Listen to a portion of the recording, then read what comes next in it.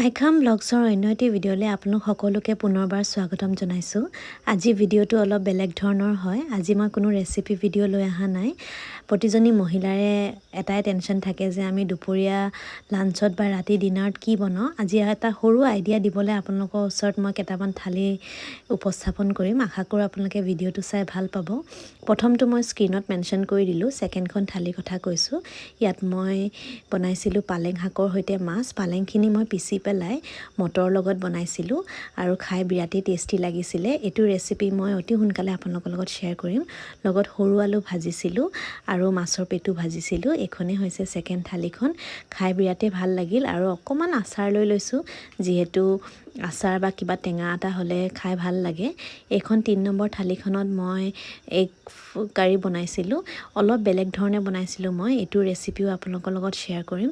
কণী দম বনাইছিলোঁ, অলপ বেলেগ ধৰণে বনাইছিলোঁ। ফ্ৰাই এটা বনালোঁ আৰু ইয়াতে মই উৰহি আলু ভাজি বনাইছিলোঁ।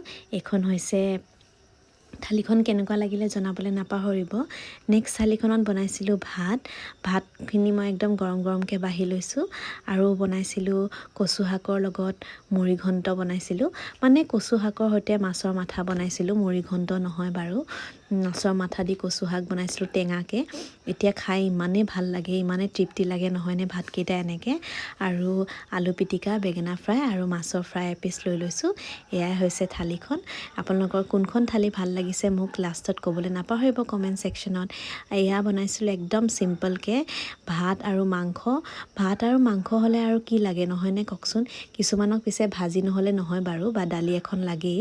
মোক পিছে ভাত মাংস হ'লে একো নালাগে যদি জুলীয়াকৈ বনাওঁ। এয়া খাচী মাংস হয়, নেপালী কাটিং খাচী মাংস আৰু ভাত বনাইছিলোঁ। এইখন থালিত আছে ভাত, গৰম গৰমকৈ বাঢ়ি লৈছোঁ ভাত। আৰু বনাইছিলোঁ মই মাংসই বনাইছিলোঁ। মাংস ৰঙালাও দি বনাইছিলোঁ। এইটো ৰেচিপিও মই আপোনালোকৰ লগত অতি সোনকালে শ্বেয়াৰ কৰিম। ৰঙালাওৰ লগত মাংস খাই মোৰ বিৰাটেই প্ৰিয়, মোৰ ফেভৰেট বুলি ক'ব পাৰে ৰঙালাও। ৰঙালাও খাই মই এনেও ভাল পাওঁ আৰু অকণমান গ্ৰেভিকৈ বনাইছিলোঁ কাৰণে ভাত মাংসৰ লগত চলি গৈছিল। যদি ফ্ৰাই বনাওঁ তেনেহ'লে কিন্তু অকণমান দাইল বনাওঁ, যেনেকৈ এইখিনি এতিয়া পৰ্ক ফ্ৰাই বনাইছোঁ। লগতে সৰু আলুৰ লগত পৰ্ক ফ্ৰাই বনাইছিলোঁ কাৰণে গাহৰি মাংস বনাইছিলোঁ। সেইকাৰণে দালি আৰু ভাজি ৰঙালাও বিন এনেকৈ মিক্সকৈ বনাইছিলোঁ আৰু লগতে এটা ভোট জলকীয়া লৈ লৈছোঁ।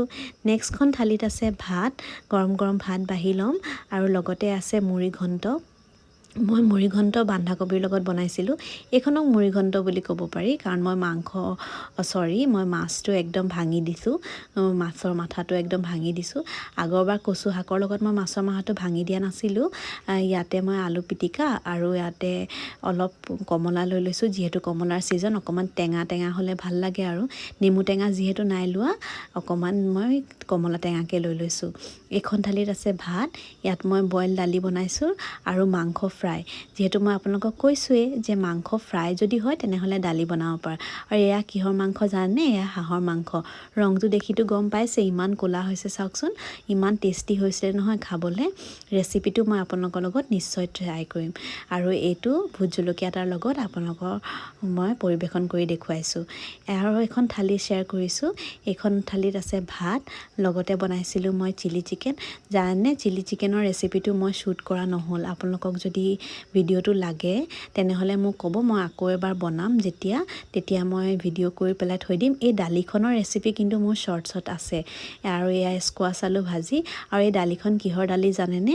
এইখন দালি হৈছে মাহ প্ৰসাদৰ দালি। মাহ প্ৰসাদৰ দালি খাই মোৰ বিৰাটেই ভাল লাগে। আপোনালোকেও বনাই খাই চাবচোন, কিমান ভাল লাগে নহয়। মই বিৰাট ভাল পাওঁ খাই মাহ প্ৰসাদ। বুট কেইটামান থাকে যে, লগতে আদাও থাকে মাহ প্ৰসাদত। দালিখন খাই বিৰাটেই সোৱাদ হয়। আৰু থালিখন কেনেকুৱা লাগিলে জনাবলৈ নাপাহৰিব। এতিয়া নেক্সটখন থালিত গৈছোঁ। এইখন থালিত আছে একদম গৰম গৰম ভাত বাঢ়ি লৈছোঁ আপোনালোকৰ। আৰু মই বনাইছিলোঁ ইয়াতে মাংস, স্কোৱাছ দি মাংস বনাইছিলোঁ।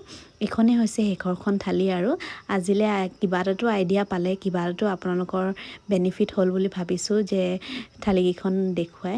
আপোনালোকেও বনাই খাই চাব পাৰে আৰু যদি ভিডিঅ'টো ভাল লাগিছে তেনেহ'লে লাইক কৰিব। আজিলৈ আহিছোঁ, বাই।